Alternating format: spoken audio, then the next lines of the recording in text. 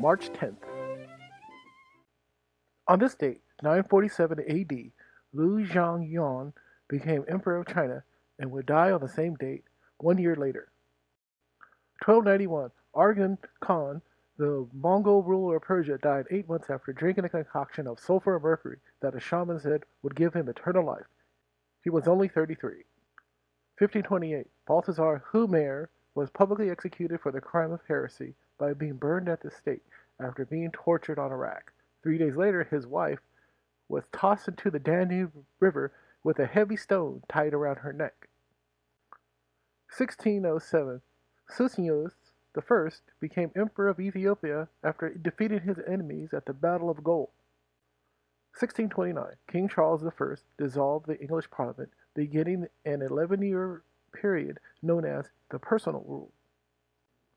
1661, Louis XIV began his personal rule of France after the death of his prime minister and guardian, Cardinal Mazarin.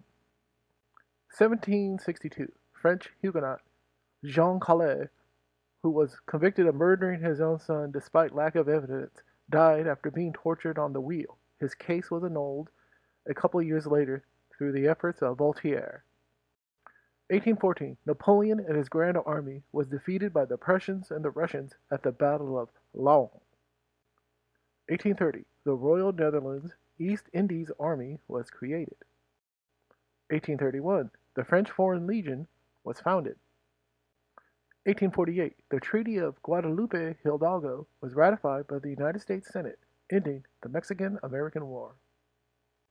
1876, Alexander Graham Bell successfully tested his version of the telephone.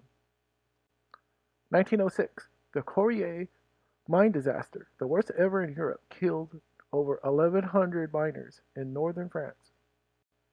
1933, the Long Beach earthquake, which measured 6.5 on the Richter scale, struck the Los Angeles area, killing over 100 people.